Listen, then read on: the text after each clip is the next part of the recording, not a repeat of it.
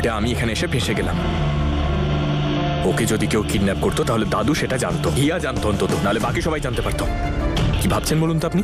ঈশান, তোমার প্রত্যেকটা প্রশ্ন সঠিক, কিন্তু আমি এসব প্রশ্নের উত্তর দিতে পারবো না।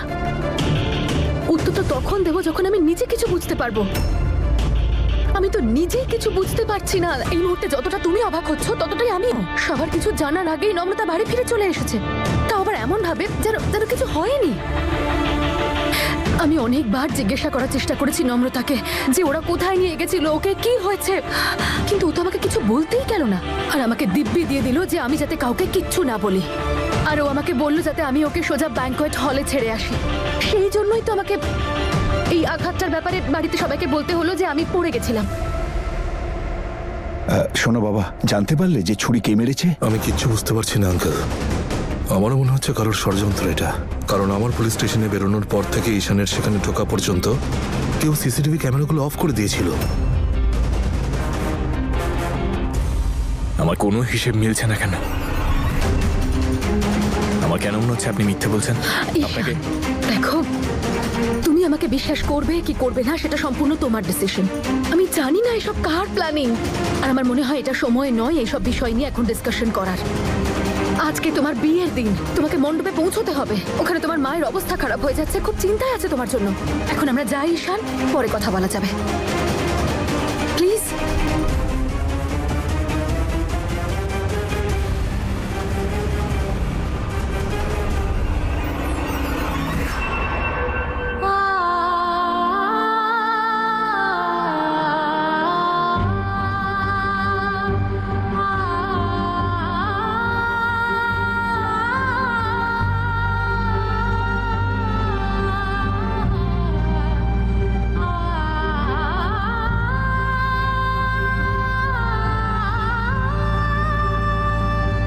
মা, যদি তোর কিছু হয়ে যেত। কিচ্ছু হতো না আমার।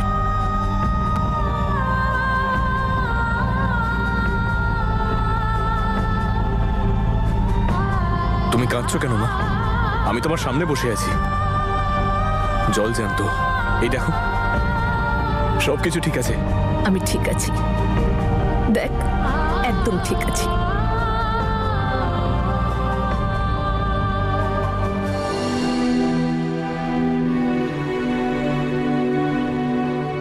আরে বৌদি, তোমাকে নিয়েও পড়া যায় না সত্যি। আমাদের ছেলে এত বড় একটা সমস্যা থেকে বেরিয়ে এলো আর তুমি কাঁদছো। আরে বৌদি, আজ আমাদের ঈশানকে থামানোর ক্ষমতা কারোর নেই, কিন্তু এবার আমাকে আর কেউ থামাতে পারবে না। নাগিন ডান্স করা থেকে। আরে সবার আগে বরকে রেডি তো করো। ও দে দে দে দে দে, ভুলে গেছিলাম। এই নে বাবা, এদিকে আয় শাঙ্কি, ধর শাঙ্কি।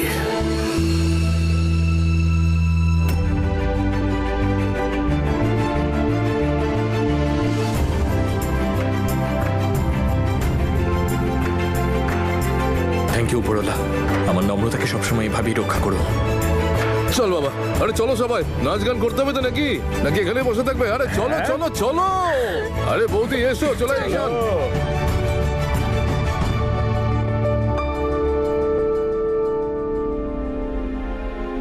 ওই দেখো, ওরা এসে গেছেন। হ্যাঁ বাবা। আরে মা, অনেক হয়েছে, কেন এত ইমোশনাল হচ্ছ? আমি আমার প্রমিস রেখেছি তো, বলো। একদম সুস্থ আছে তোমার জামাই, ভালো করে দেখে নাও। হিয়া, তুই এখানে দাঁড়িয়ে দাঁড়িয়ে কি করছিস? যা নম্রতার কাছে যা। আরে মম, আমি তো ছবি তুলছিলাম ঈশানের, নম্রতাকে দেখাতে হবে তো কি হ্যান্ডসাম লাগছে। ওহো, এসব কাজ তো পরেও করা যাবে মা। যা, তুই নম্রতার কাছে যা, একা একা বসে আছে মেয়েটা। হ্যাঁ, আরে দৌড় ধরা টাকাটা নিয়ে যা। মামি, নূর আছে তো সেটার জন্য। এখন হিয়ার নম্রতার কাছেই যাওয়া উচিত। যা হিয়া, দেরি করিস না, আমি যাই। হ্যাঁ, মাম্মাকে খুব রিল্যাক্সড লাগছে। নিশ্চয়ই কোথাও না কোথাও ডায়নামাইট লাগিয়ে রেখেছে, লাস্ট মোমেন্টে সেটা ব্লাস্ট করবে। ঈশান জেলে যাওয়ার পিছনে আবার মাম্মার কোনো হাত নেই তো?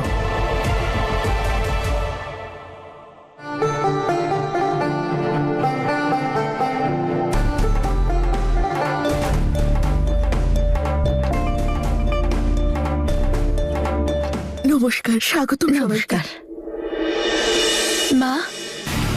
ঈশানকে বরণ আমি করতে পারি?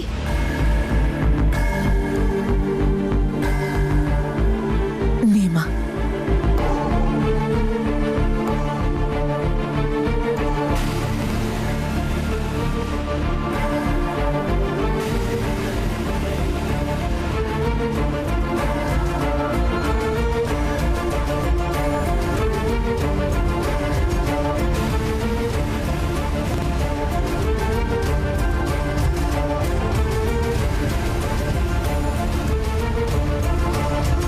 হে আমার উপরওয়ালা, তুমি দেখো এবার যেন সব ঠিকঠাক হয়, আর কোনো বিপদ যেন না হয়।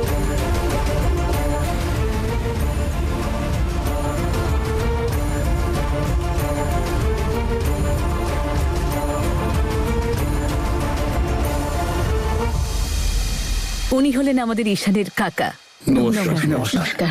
আর ও হলো ওনার ছেলে, আর নমস্কার, এ হলো আমাদের বৌমা। নমস্কার। কিন্তু দেখে আমাকে ওর বড় দাদা মনে হয়, তাই না? নিজের ইন্ট্রোডাকশন আমি সবসময় নিজেই দিয়ে থাকি। আসলে কি বলুন তো, কোনো সম্পর্কের ঘেরাটোপে কেউ যেন আমার বয়স বুঝতে না পারে। কারণ যৌবনের রহস্যটাই হলো একটা চাঙ্গা মন, আর আমার মনটা হলো এখনো সুইট 16। এদের সবার মধ্যে সব থেকে বেশি নাগিন ডান্স আমি করেছি। বিশ্বাস হচ্ছে না আপনার? আবার নেচে দেখাবো নাকি? ইনি কে? নম্রতা। আচ্ছা, ও নম্রতার মাসি জেসমিন। তাহলে চলুন যাওয়া যাক। চলুন হ্যাঁ, চলুন চলুন চলুন চলুন আসুন। আপনাদেরকে এসো বাবা।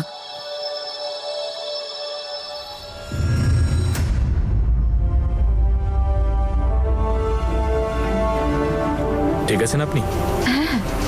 আমি শুনলাম আপনার নাকি লোকজনের খুশি নিয়ে খেলা করার একটা পুরনো অভ্যেস আছে। আমি এখানে কোনো নাটক চাই না, কিন্তু পরের বার আমাকে মিথ্যে বলার আগে 100 বার ভাববেন।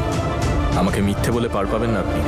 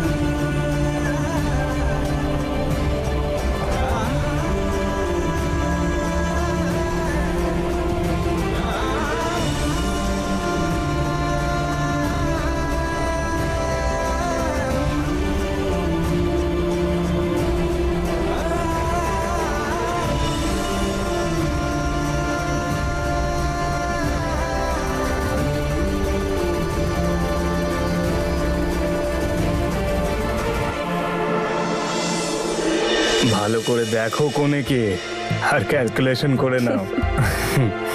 শেয়ার বলতে 30,000-এর বেশি হবে না এই ড্রেসের দাম। বৌদি, তুমি জানো আমি, দাদা আর নম্রতা, আমরা তিনজন ছোট থেকে একসাথে আছি, বেস্ট ফ্রেন্ড আমরা। আমি সব জানি, নম্রতার সঙ্গে আলাপ আছে আমার। যখন আমরা ছোট ছিলাম দাদুর বাড়িতেই তো খেলতাম। হ্যাঁ, আচ্ছা মল্লিকা, নম্রতা আর ঈশানের লাভ ম্যারেজ না এটা? হ্যাঁ, ওরা একে অপরকে ছোট থেকে খুব ভালোবাসে। ও সো স্ট্রেঞ্জ। তাহলে নম্রতা মিস্টার অদিতকে বিয়ে করেছিল কেন, যার জন্য ঈশানকে জেলে যেতে হলো? I am so sorry, I think আমার এই কথাটা এখন বলা উচিত হয়নি, সরি। বড্ড বেশি কথা বলো।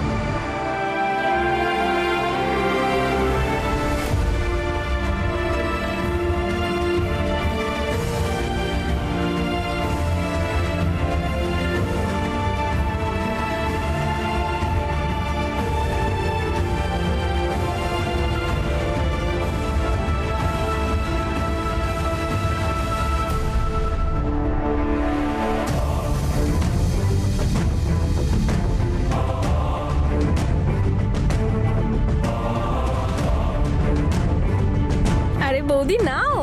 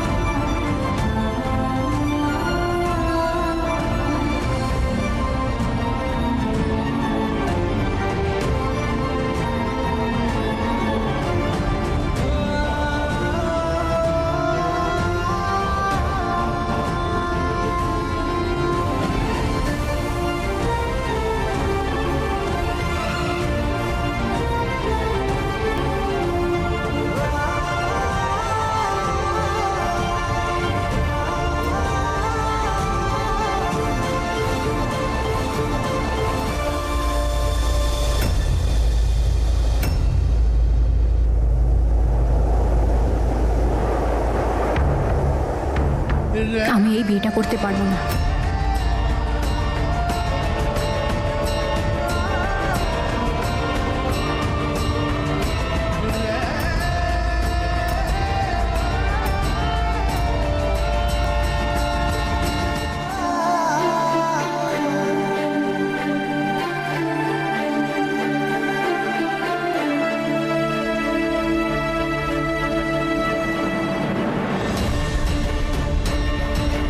আমি তোকে বিয়ে করতে পারবো না ঈশান।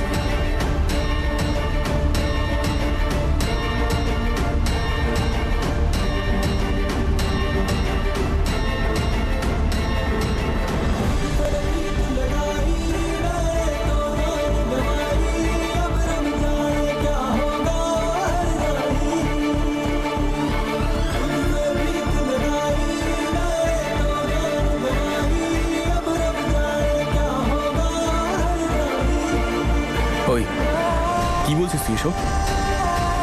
দেখ, আমি জানি আমি তোর সাথে অনেক ইয়ার্কি করেছি, আর এটাই তো বদলা নেওয়ার সঠিক সময়, কিন্তু এর মানে এই নয় যে তুই এই বিষয়টা নিয়ে ইয়ার্কি করবি।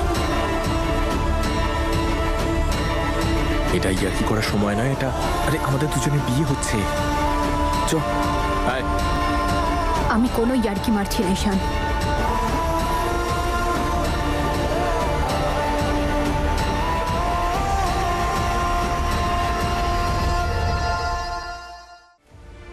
হে আমার উপরওয়ালা,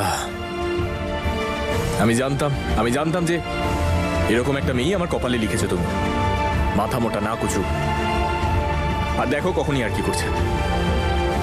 ভাই একটুখানি লেট হয়ে গেলাম আর তুই আমি বিয়েটা করবো না।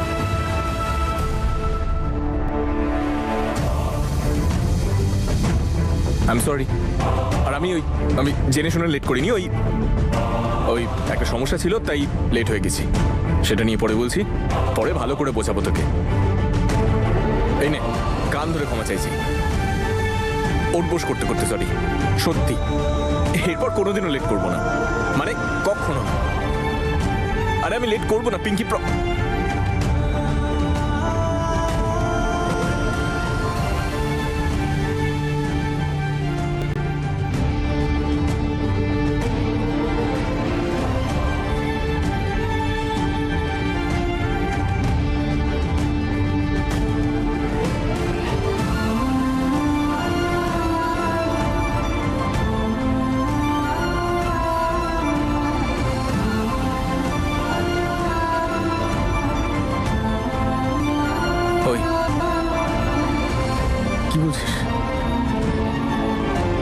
মালাটা দেখি। এই তো। আই এম সরি কিন্তু আমি এই বিয়ে করতে পারবো না।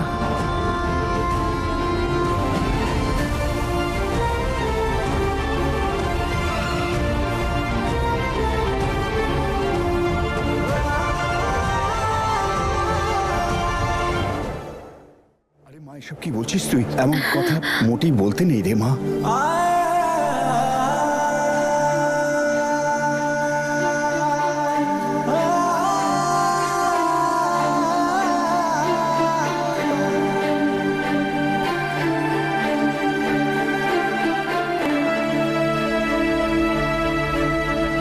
তুই আমাদের বিয়ে ছেড়ে চলে যাচ্ছিস? তোর আর আমার সম্পর্ক জন্ম জন্মান্তরে, আমাদের সম্পর্ক 7 জন্মে। এটা দুদিনের অ্যাফেয়ার নয় যে এলাম ঘুরলাম আর চলে গেলাম। তোর আর আমার সম্পর্কটাকে শুধু মৃত্যু আলাদা করতে পারে, আর কিচ্ছু না। আর আমাদের ওপরওয়ালা, উনি আমাদের এক করেছেন। ডান্স করার কিন্তু কোনো দরকার নেই। মনে আছে কত সমস্যা এসেছে আমাদের জীবনে? এত বিপদ একসাথে কাটিয়েও আমরা একসাথে রয়েছি। যেভাবে প্রার্থনা আর উপরওয়ালাকে পৃথক করা যায় না, আমাদের দুজনকেও পৃথক করা যায় না।